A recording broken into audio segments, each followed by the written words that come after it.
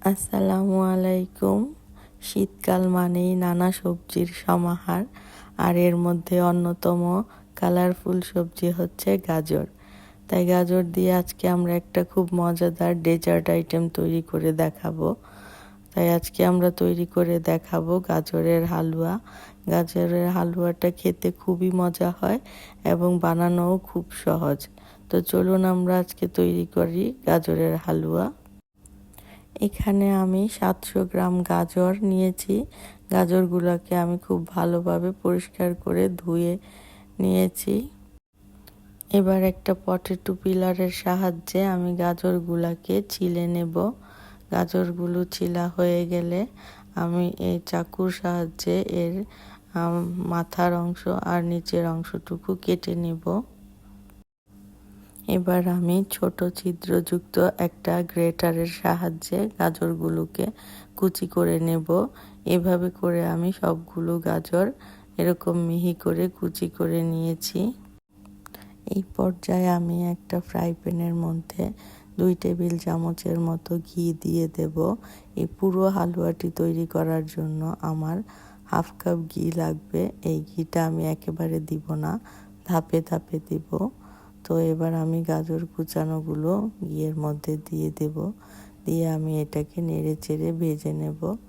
আর আমি ভাজার সময় মাঝে মাঝে 1 চামচ করে করে এই ঘিটা দিয়ে পুরো গাজরটাকে আমি সুন্দর মতো ভেজে নেব।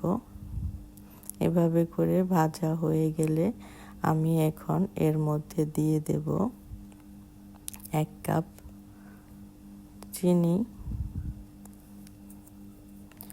চিনিটা দিয়ে আমি আবারও কিছুক্ষণ ভালোভাবে ভেজে নেব। চিনিটা দিলে চিনির মধ্য থেকে কিছু পরিমাণ পানি বের হবে, সেজন্য আমি এটাকে আবার কিছুক্ষণ ভেজে নেব চিনিটা দিয়ে।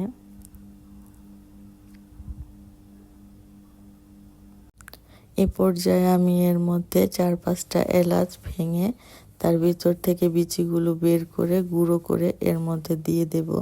এতে করে ফ্লেভারটা ভালো আসবে। এবার আমি এর মধ্যে দিয়ে দেব সামান্য একটু লবণ। লবণ দিলে যে কোনো মিষ্টি জিনিসের টেস্টটা ভালো আসে।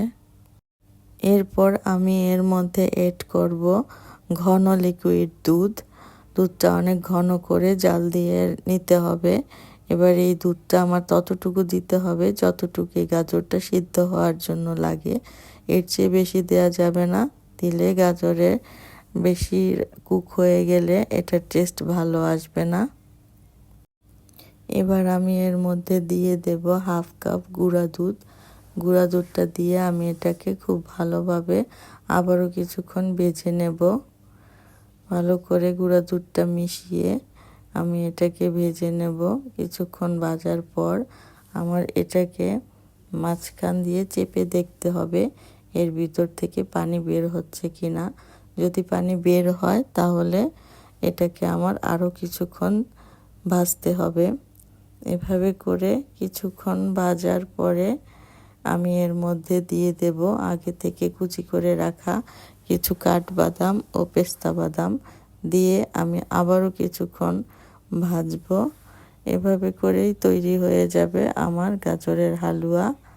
এবার আমি এটাকে পরিবেশন করব। পরিবেশনের আগে আমি এর মধ্যে কিছু কাঠবাদাম ও পেস্তা বাদাম কুচি দিয়ে পরিবেশন করব।